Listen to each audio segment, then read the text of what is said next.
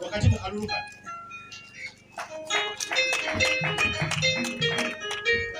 Toyanzege Mr. Igam is Bulira Kabinga, the presidential candidate for the Revolutionary People's Party. You all know that I was one of the 8 candidates who wanted to lead this country, who still want to lead this country, because on our side it's not yet over. For others it is over.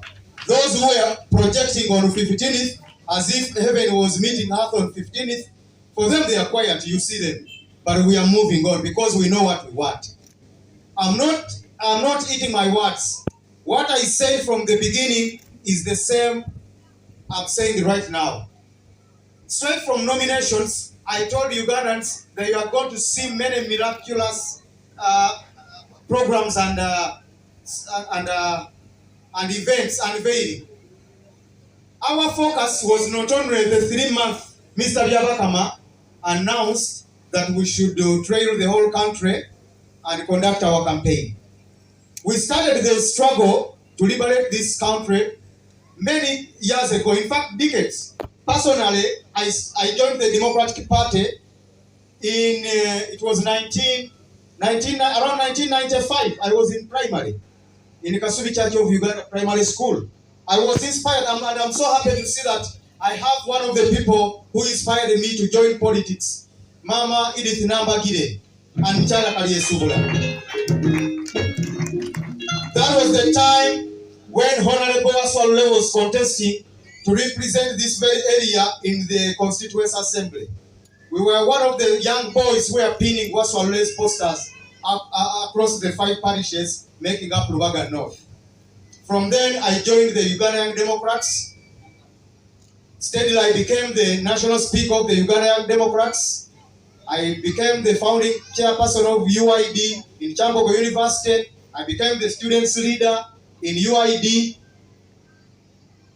Then I actively participated in the Democratic Party until the time I earlier projected that Norbert Mao and group were taking the Democratic Party to NRM. I'm one of the few people who were called Kakuta Kamus. Those are the DPs who were siding with Dr. Semo Gerede and these old people. They were calling us Kakuta Kamus. For us to get together na Muyaga, we were always focused. So we told the people that Mao was already compromised and he was taking DP to NRM. So they were calling us Kakuta Kamus and foolish. Until finally Mao went in their marriage with NRM. We remained on course. When I saw that in the whole opposition, apart from Dr. Besike, there was no one who was serious on removing Mr. Museveni, I had to join Dr. Ekyaama. That was the time when Dr. Ekyaama was also in Australia and he was looking for someone who was on ground. Remember, he was on Interpol Red Notice. He could not come to Uganda because Mr. Museveni wanted to arrest him. So he needed someone who could interlink him and the ground here in Uganda. So I connected to Dr. Ekyaama and I then became his personal assistant. I started moving in all countries where he could not go, where there are presidents who are friendly to Mr. Museveni and he could easily arrest him. So we did a lot. I went through a lot. I was arrested in Nalufenya for 9 months. I was found in Imbale carrying a bag in my back and they told me I was carrying bombs that were going to attack Nambole Stadium, which was the talent center of the then presidential campaign. I was arrested. I went through a lot. My elder brother, Achaman Yusuf, was arrested from Dubai, from Abu Dhabi. He was califormed, put in a private jet up to Nalufenya, direct, arrested for more than 3 years. Aisha Nakasibanti was arrested for 2 years, 2 solid years, just for working with Dr. Ekyaama. So, ladies and gentlemen, for all those who have been thinking that Mr. Bulira Kabinga is in politics accidentally, those are the people who came with the wave of 5 years ago. Those are just political jokers. We've been in this for decades. We've been groomed. I'm not in this accidentally, and I know what I want. I've always been telling Ugandans that the crowds cannot remove Mr. Museveni. Morgan Shanglai in Zimbabwe had all the crowds.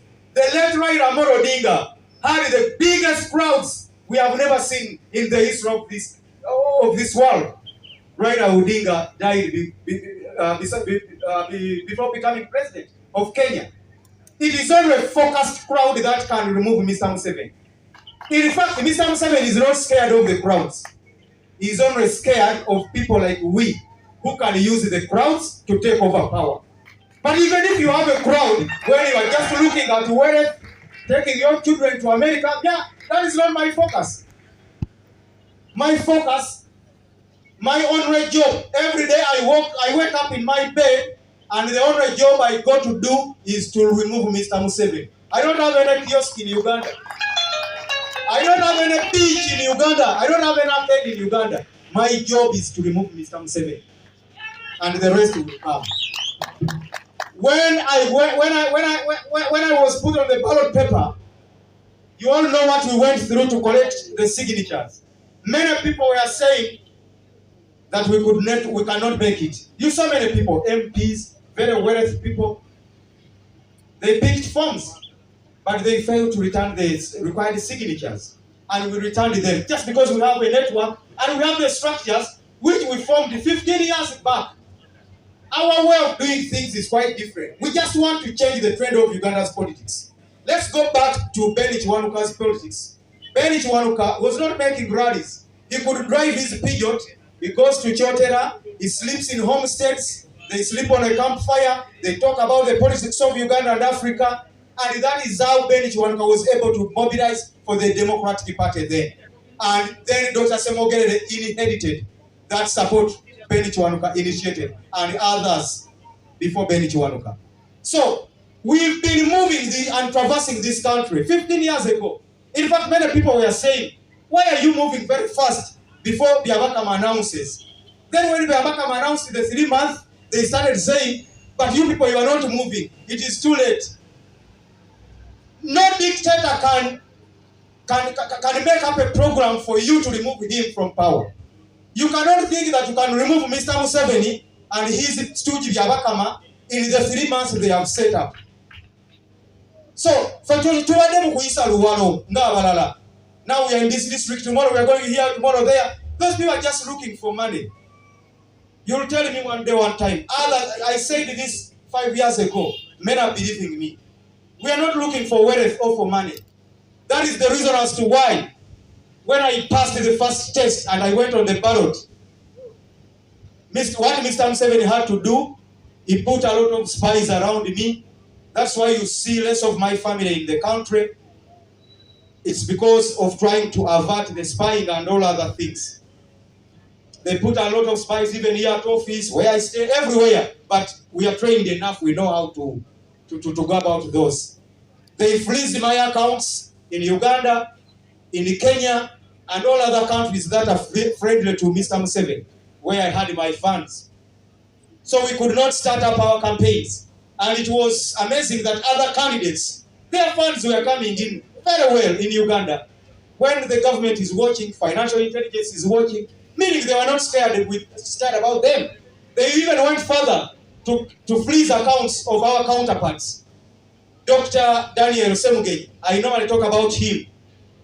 He's staying in Singapore and Canada.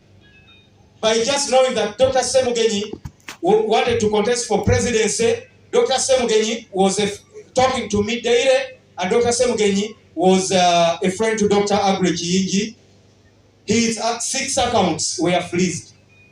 Most of the 4 accounts were in DFCU Bank. They were scared that this man has 6 accounts and the list has 8 billions. So they were scared that that was the money we are going to use in this campaign. They were freezed. The courts ruled and instructed Bank of Uganda to tell DFCU to unfreeze the accounts, but they said they had orders from above. Up to now, the accounts are closed. They told us the accounts will be open after Mr. Museveni swearing in.